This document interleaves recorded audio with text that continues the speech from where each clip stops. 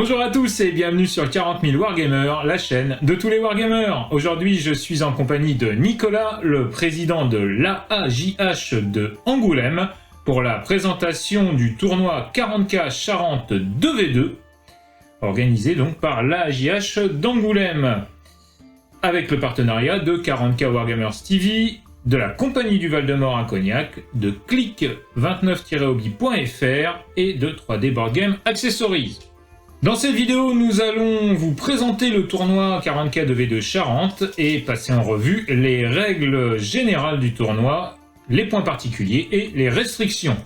Alors on va tout de suite commencer par Nicolas qui va nous parler de la présentation de son événement, de notre événement, puisque nous l'avons lancé tous ensemble avec nos partenaires. Alors la date d'abord, les lieux et ainsi de suite. Nicolas, si tu veux bien prendre la parole. Donc bonjour à tous déjà. Donc notre tournoi aura lieu le 13 et le 14 novembre à Angoulême.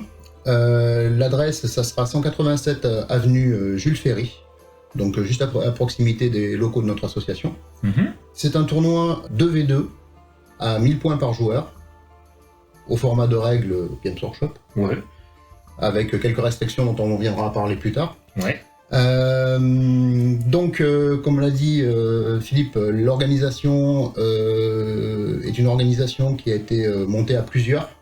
Donc l'AAJH est support pour l'organisation de la partie technique, mais après tout le reste, on aura le support de la chaîne 40 000 Wargamers TV, nos camarades de la Compagnie de Val-de-Mort qui nous honoreront de leur présence, et nos partenaires qui sont click29-hobby, pour tout ce qui est lots et figurines, et 3D Board Game pour toute la partie décor, ainsi que d'autres petites surprises qui seront à venir pour le tournoi. Exactement. Alors le déroulement et horaire du tournoi, ça commence donc, alors pour l'organisation ça commence évidemment le vendredi, mais pour les joueurs ça commence le samedi matin. Qu'est-ce que tu peux nous dire pour ça? Alors le samedi, donc 2 parties le samedi, 2 parties le dimanche. Par expérience, c'est largement suffisant. Oui. Donc le samedi matin, les parties commenceront à 9h. La première partie commence à 9h, termine à 13h. Partie pause repas. On reprend ensuite à 14h30. Et derrière, elle se termine à 18h30. Pour le dimanche, on commence un peu plus tôt, parce qu'il y en a qui ont de la route pour terminer le soir. Donc on commence le matin à 8h30 ou 12h30. Pause repas. Et 14h, 18h, dernière partie. Ok, donc on rappelle que pour le samedi, il faut venir avant, évidemment, le début des parties est à 9h, il faudra être là au moins une demi-heure avant, je pense. Oui, au moins une demi-heure avant, nous de toute façon la mise en place sera faite, c'est surtout en fait pour valider les inscriptions et également vérifier les passes sanitaires, parce que je rappelle que pour le moment on est dans l'obligation de contrôler les passes sanitaires de tout le monde, donc je le rappelle, vaccination, ou test de moins de 48 heures. Moins de 72 heures même maintenant. Ouais, moins de 72 heures. Donc voilà, c'est toujours un petit moment, il faut venir une demi-heure avant. De toute façon, le petit déjeuner, enfin le café, les petites... Le petit café avec les petits croissants d'arrivée, vous attendront pain et chocolat et chocolatine, parce qu'il y a des gens du Nord et des gens du Sud. On vexera personne. Voilà. La volonté de l'organisation de ce tournoi post-Covid, l'identité de l'événement, est-ce que tu peux nous en parler un petit peu, s'il te plaît? En discutant à plusieurs partenaires, dont avec toi, on s'est dit que ça serait bien de mettre quelque chose en place qui soit quand même relativement qualitatif. Alors en gros, la discussion elle a été assez tripartite, on va dire, dès le départ, c'est-à-dire qu'avec nos partenaires, 3D Board Game notamment, on s'est posé la question de savoir et notamment dans le Grand Ouest, puisqu'on n'a pas beaucoup de tournois dans l'Ouest, on s'est posé la question de savoir à quel tournoi on voudrait aller en fait. Et on a essayé d'organiser ce tournoi en fonction de nos attentes à nous. Si on était joueur, qu'est-ce qu'on voudrait sur un tournoi? Alors évidemment, des tables les plus jolies possibles, les plus immersives possibles, pour au-delà du côté compétitif d'un tournoi, et bien se retrouver dans un aspect un petit peu fluffique, un peu immersif, un peu sympa. Donc on a la chance avec 3D Board Game d'avoir un fournisseur de tables que vous connaissez bien sur la chaîne, puisque la plupart du temps, les rapports de bataille sur la chaîne sont avec des décors 3D Board Game. On a aussi bien sûr la JH et la Compagnie du Val-de-Mort qui pourraient faire des compléments s'il y en avait une nécessité pour justement cette volonté d'immersion sur les tables. On a voulu aussi mettre l'accent sur les tapis qui sont une partie importante de l'immersion. Les tables seront pré-peintes et donc les gens qui pourront acheter ces tables en précommande ou sur le lieu du tournoi pourront repartir avec le dimanche. Voilà. Tout à fait. Alors, les prix restent à définir exactement, mais on va tourner autour de 150-160 € grosso modo. La table complète. Voilà. Donc ça, c'était les discussions qui ont été les plus... les premières discussions qu'on a eues avec 3D Board Game et nos différents partenaires. On a la chance d'avoir Click 29 Hobby donc dans nos partenaires qui sera là aussi pour les low Games Workshop et tout ça, puisqu'on est quand même sur un tournoi à 40 000 Games Workshop. Et d'ailleurs, Manu de Click 29 sera là... pendant le tournoi pour représenter sa marque évidemment, mais aussi pour échanger avec la communauté, et ça c'est plutôt sympa. On va passer maintenant au PAF, au prix d'entrée. Tu vas pouvoir nous expliquer donc combien ça coûte et ce qui est dans le PAF. Donc nous on est parti sachant que l'objectif de ce tournoi en fait pour nous c'est un galop d'essai. Oui. Le but c'est après voir si on est capable d'organiser un événement à 40 joueurs pour pouvoir passer à l'étape au-dessus et arriver à un tournoi plus grosse capacité. Donc le but, c'était déjà d'avoir un prix attractif pour que les joueurs puissent se déplacer. Je pense qu'on y est. Donc le PAF est de 30 € par personne. Les 2 repas du samedi midi et du dimanche midi seront compris dans ce PAF, la salle évidemment. Et en plus, il y aura des lots pour chacun des participants. Yes, lots et goodies pour tous les participants avec nos partenaires Click 29 et 3D Board Game notamment. Tout à fait. On a vu qu'on avait pour volonté de faire un tournoi qui serait quand même sur des qualités de table, on va dire plus. Est-ce que tu peux nous parler maintenant de ce qui est attendu par les organisateurs versus les armées et la peinture des participants? Oui, alors par expérience, on l'avait pas précisé sur d'autres tournois qu'on avait pu faire il y a quelques temps. Et en fait, on a des surprises toujours avec des joueurs qui arrivent avec des armées qui sont ou à moitié peintes, ou les socles sont pas faits, ou alors des figurines pas entièrement montées. Ça, c'est niette chez nous. Voilà. Moi, on veut. Après, on n'est pas là pour déterminer. Il y aura une note de peinture, soit. Mais nous, ce qu'on veut avant tout, c'est que les joueurs viennent avec des armées peintes. Donc le minimum, comme 3 couleurs, les socles faits. Et le montage Games Workshop. Et le montage Games Workshop. C'est-à-dire, ouais, c'est important. Sachant que les socles doivent respecter les normes Games Workshop actuelles et les normes tournoi. Donc pas de socle fantaisiste plus gros ou plus petit. On utilise le socle qui va avec la figurine. Avec une tolérance quand même. Une tolérance en fonction. Alors, en parlant de tolérance, on accepte les proxys, on accepte les marques alternatives, et on accepte également tout ce qui est impression 3D. Voilà. Donc en fait, on accepte tout ce que Games Workshop n'accepte pas. Voilà, on accepte tout ce que Games Workshop n'accepte pas. Alors, pour autant, il faut essayer d'être WYSIWYG au plus près. C'est pas, un type qui a un lance-missile et un canon laser, c'est pas tout à fait la même chose quand même. On peut se mettre d'accord avec son adversaire, mais il faut faire attention. Après, pour tout ce qui est arméto, choses comme ça, bon, c'est un petit peu plus flou, donc c'est moins, voilà. Mais bon, pour les factions un peu connues, il faut essayer d'être quand même carré, quoi. Tout à fait. On va faire un petit détour avant de te lancer sur les règles sur la clock. Donc il n'y aura pas de clock, les parties durent 4 heures. Pourquoi 4 heures? Parce que 3 heures plus 1 heure, parce qu'en 2v2 c'est toujours un petit peu plus long que en 1v1. On n'a pas imposé la clock sur ce tournoi. En revanche, on espère que tout le monde jouera le jeu, c'est-à-dire n'essayez pas de garder le ballon, comme on pourrait dire dans le football. Ça, jouer la montre. De jouer la montre, essayez d'être... c'est pas un tournoi ultra compétitif non plus, même si les gens sont là pour gagner, il n'y a pas de doute là-dessus, mais bon, essayez d'être quand même le plus cohérent possible et on surveillera. On surveillera de toute façon, le corps arbitral surveillera ça quand même d'assez près. S'il y a des équipes qui jouent la montre trop, elles seront pénalisées. Le tout dans une volonté de bonne entente, évidemment. Alors, est-ce que tu peux quand même nous faire un petit récapitulatif des règles? Donc, alors, on a dit 1000 points par joueur, 2v2, pas de triplette, sauf troupe, évidemment, parce qu'il y a sinon certaines armées... Si tu veux, je peux les énumérer. Hein, vas-y, t'es parti. Les restrictions par team. Donc, chaque team est composé de 2 joueurs. Effectivement, on ne vient pas à 3 pour jouer 3000 points.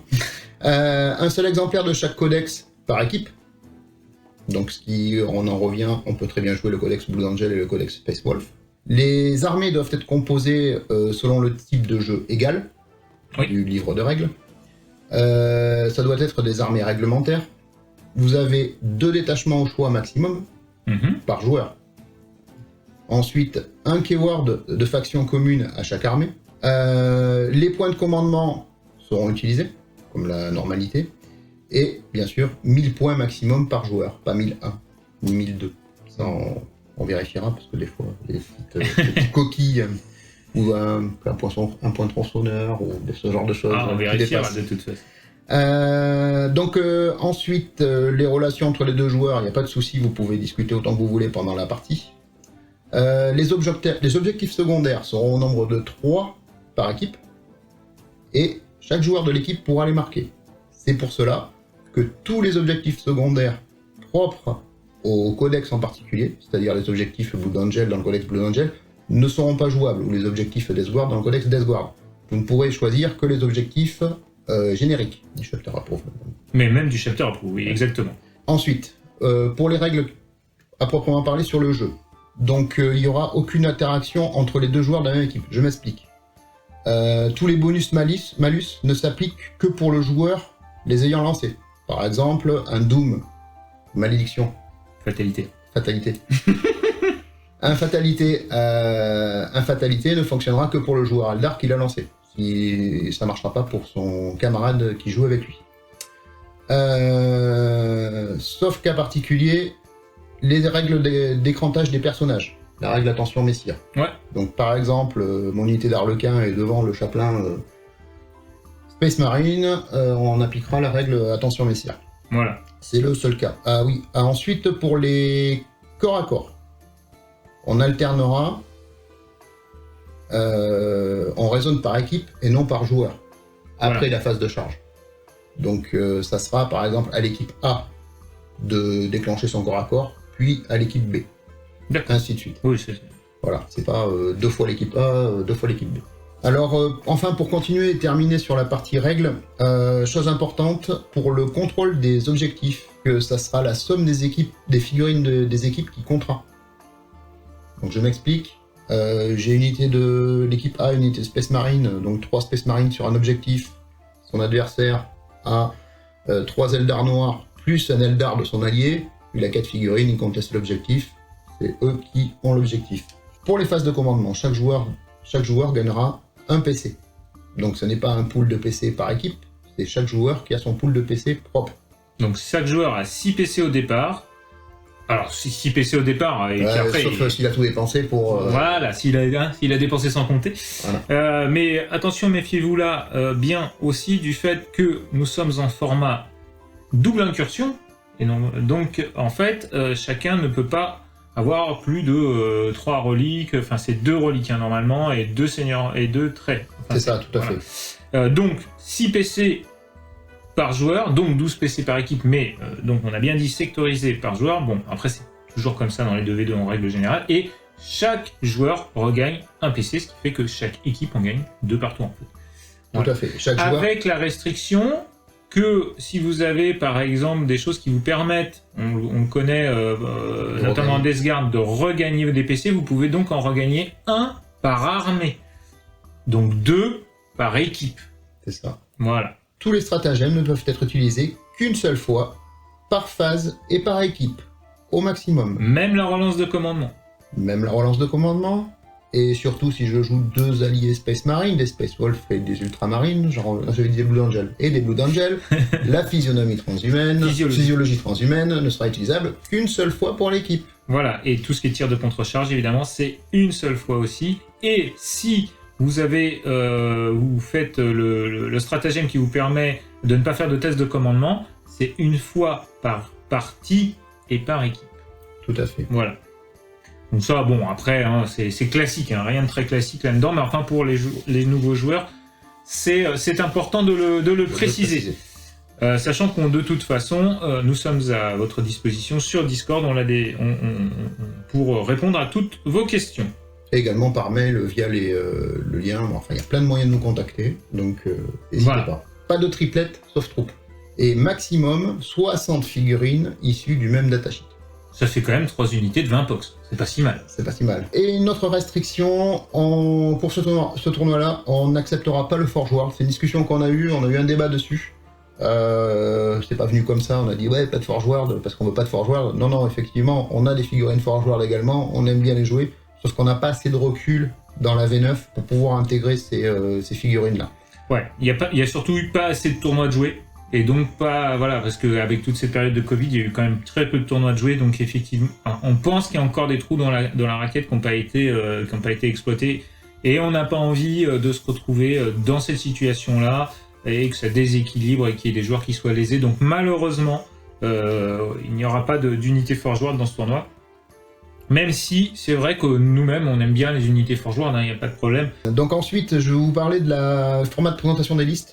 Format ETC. Format ETC, voilà. Après, que ce soit d'ALN, bon, après, si nous envoie voilà. format ETC, c'est ouais, bien. voilà, format ETC, bah après ALN, ça simplifie la vie. Hein. Ouais, donc, en plus, c'est en français, donc ça nous simplifie d'autant plus. Et voilà, tout à fait. Voilà. Alors, les listes, c'est important, sont à rendre avant le 30 octobre, sachant que le paiement est à rendre avant le 15 octobre, donc par LOSO ou par chèque, sachant que LOSO, c'est quand même plus simple pour tout le monde, parce que... Alors, je vais quand même expliquer pourquoi le 15 octobre. C'est que nous, sur LOSO, on a un délai d'encaissement de l'argent, et forcément, pour financer le tournoi, on a des dépenses à faire. Donc il faut qu'on ait le temps de pouvoir encaisser cet argent avant de le dépenser. Après, la question a été posée sur des personnes qui voulaient savoir si elles pouvaient passer sans jouer pour voir le tournoi. Avec passe sanitaire. Avec passe sanitaire, il n'y a pas de problème, sauf que la salle est limitée à un certain nombre de personnes. Si on a 50 personnes qui viennent ou 100 personnes qui viennent, et sous réserve de ne pas déranger les joueurs qui sont en jeu également. Bien sûr. Alors, il faut savoir aussi que dans le règlement de ce tournoi, vous vous engagez, pour la durée de ce tournoi, à céder votre droit à l'image, puisqu'il y aura un reportage. Un reportage qui sera fait, comme vous en avez déjà vu sur la chaîne, par exemple, sur Blood Bowl. Mais bon, ça en général, ça se passe bien, et de toute façon, on ne filme pas tellement les gens, mais plutôt les tables et les armées. Et les armes. Tous les liens T3 sont dans la description. Le lien Discord aussi, puisque c'est un des moyens de contacter l'organisation. Voilà. Alors, Discord, c'est sympa parce que, en général, moi, ça me permet déjà d'avoir en temps réel les gens quand ils postent dessus sur mon smartphone. Donc, je vois s'il y a un nouveau message ou ce genre de choses. Donc, on peut répondre. En général, je vous réponds pas tout de suite. Parce que plutôt que de dire une bêtise sur le moment en répondant à quelque chose, je prends du recul, je réfléchis à la chose, j'en parle à quelqu'un d'autre et après on vous répond. Voilà. Mais en général, ceux qui ont posé des questions pour le moment, aussi bien que ce soit par ton biais que par le mien, oui, ils ont eu une réponse à leurs questions. On va passer à la partie modélisme et peinture d'armée. Oui. Donc les armées devront entièrement être peintes et montées. J'insiste bien sur le monté.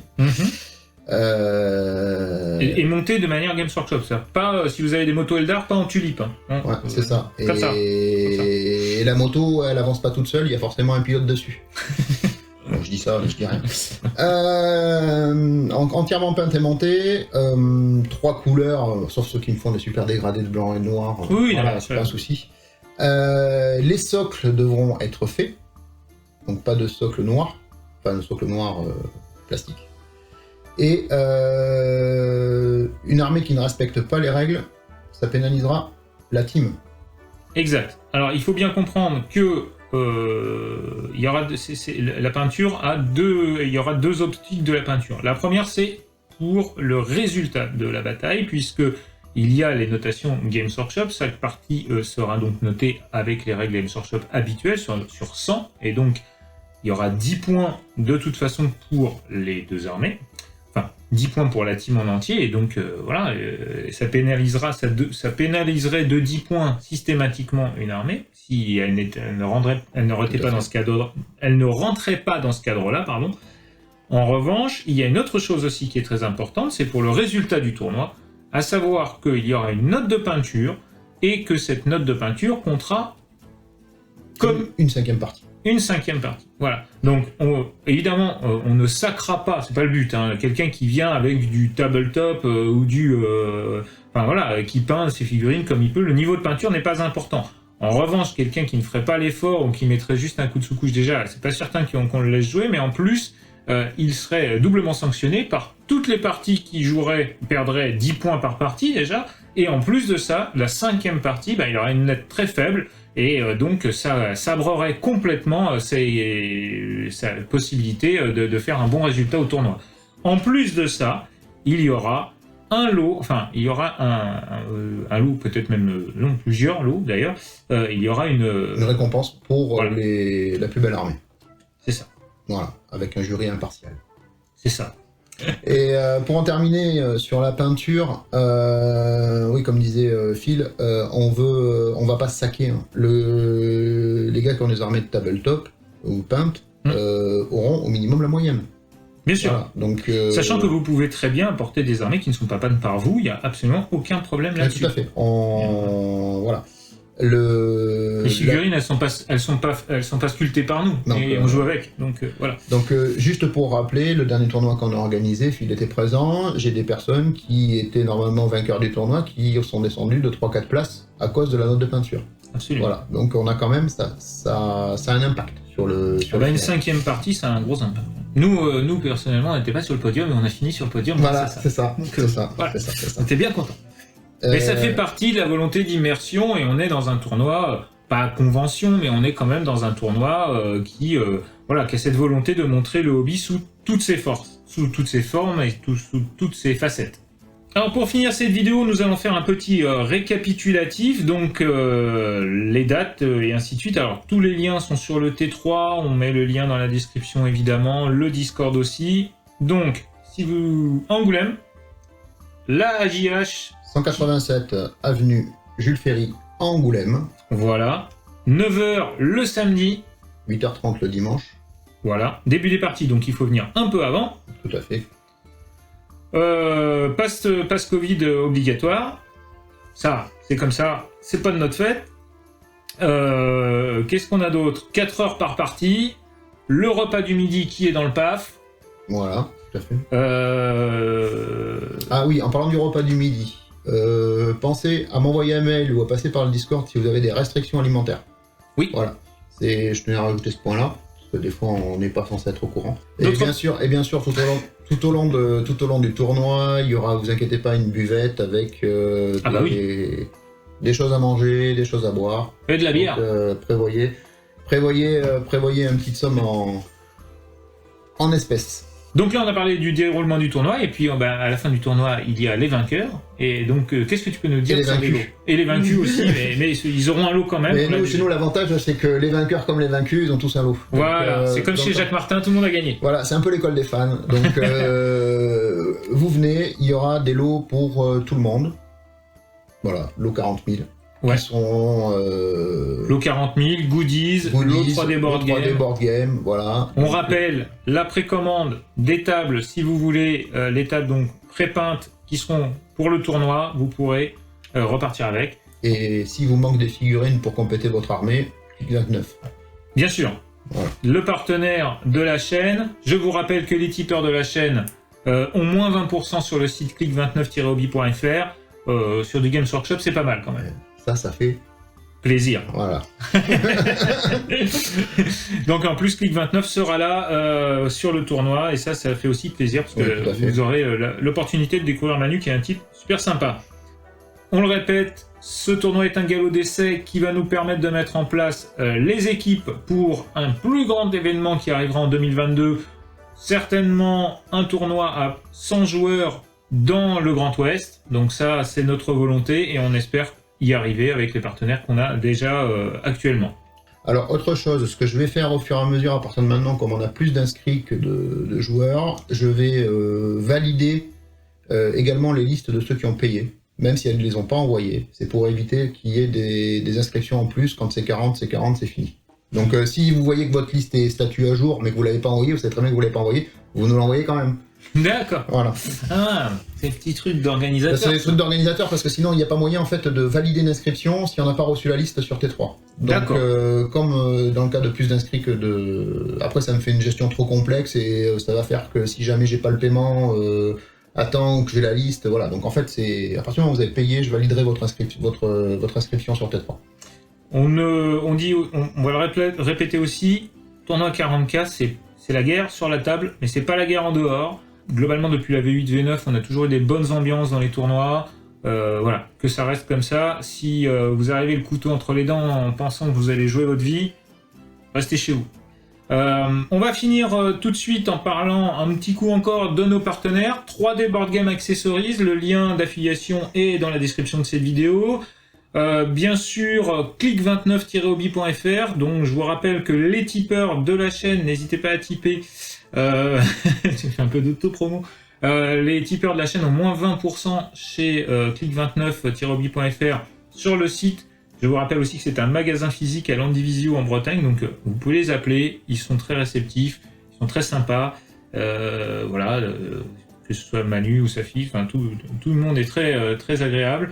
Et je vous rappelle que la AJH est une association donc, qui existe depuis 30 ans maintenant. Hein, plus de 30 ans. Plus de 30 ans, à Angoulême, et c'est la volonté de partager le hobby qui pousse tout le monde à créer cet événement. Nous serons donc ravis de vous retrouver le week-end du 13 et 14 novembre. En plus de ça, c'est un long week-end, ce qui est le 11 novembre juste avant. Ouais, vous avez le temps de vous préparer, de faire la route. Frais, tranquille, vous arrivez, vous faites la route le vendredi, et hop, vous êtes tous prêts, dispo le samedi matin.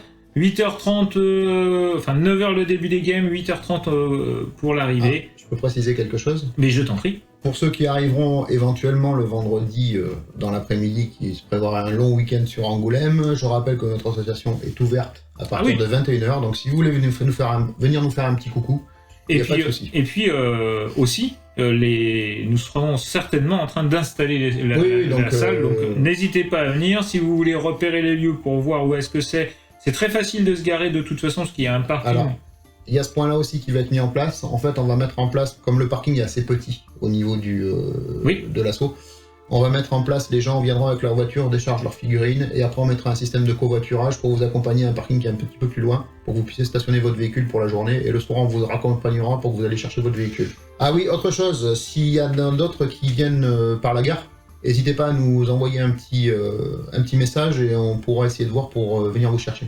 Ouais, ok. Et ben ça c'est sympa. Ah bah oui, c'est prévu, c'est normal. C'est sympa quand même à la JS. Ah, tu m'étonnes. Merci beaucoup en tout cas d'avoir regardé cette vidéo de présentation du tournoi 40K Charente 2v2 2021 avec la projection pour 2022. Tout à fait.